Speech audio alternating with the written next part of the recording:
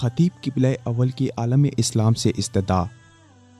مقبوضہ قبلہ اول اور مسجد اقصی کے امام و خطیب اور ممتاز عالم دین شیخ اکرمہ صبری نے کہا ہے کہ فلسطینی قوم امریکہ سے مدد کی بھیک نہیں مانگے گی۔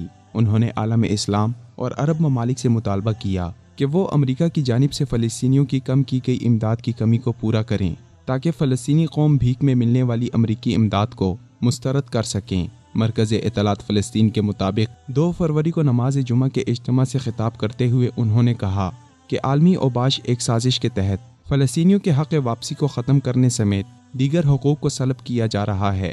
شیخ اکرمہ صبری نے کہا تھا کہ فلسطینیوں کو ان کے گھروں سے گھسیٹ کر نکالا گیا، ان کے بچوں اور پوتوں کو بھی پناہ گزین کا لقب دیا گیا، حالانکہ فلسطینی اپنے ملک کے حقیقی وارث ہیں۔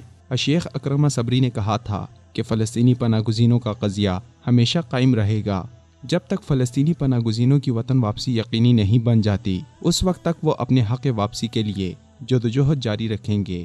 انہوں نے کہا کہ دنیا بھر میں فلسطینی پناہ گزینوں کی تعداد بڑھ کر 70 لاکھ ہو چکی ہے، جو فلسطین کے علاوہ دوسرے ملکوں میں اپنے گھروں سے دور، بے گھر اور بدترین حالات میں زندگی بسر کر رہے ہیں۔ فلسطینی پناہ گزینوں کی اخلاقی، سفارتی، سیاسی، مالی اور مادی و معنوی مدد تمام عرب ممالک اور مسلمانوں پر فرض ہے۔ امریکہ نے فلسطینی پناہ گزینوں کی دیکھ بھال کے ذمہ دار ادارے اونروا کی امداد کم کر کے روایتی امریکی پالیسی اور عالمی قراردادوں کی نفی کی ہے۔ اب چونکہ امریکہ نے فلسطینیوں کی امداد بند کر دی ہے تو ہم امریکیوں سے مدد کی بھیک نہیں مانگیں گے۔ عرب ممالک اور مسلمان ممالک مل کر فلسطینی پناہ گزینوں کی مالی مدد کو یقینی بنائیں تاکہ فلسطینی پناہ گزینوں کا امریکہ پر انحصار باقی نہ رہے۔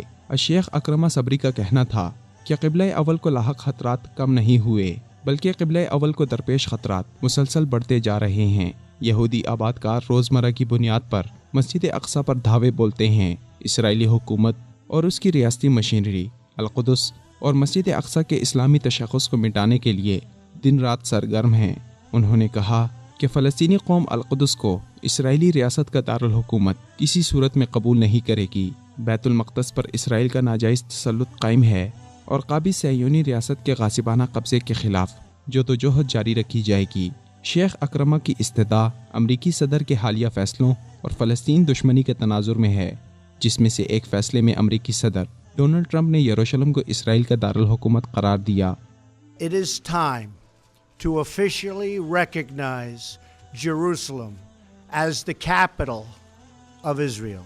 جبکہ دوسری فرصت میں فلسطینی مزاحمتی تنظیم حماس کے سربراہ اسماعیل ہنیہ کو دہشت گرد قرار دے کر ان کا نام بلیک لسٹ میں شامل کر لیا گیا۔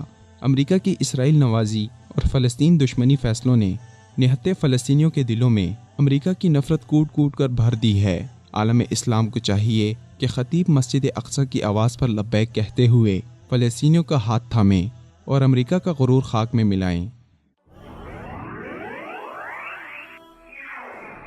وصال اردو، اندھیری رات میں ایک روشن چراغ۔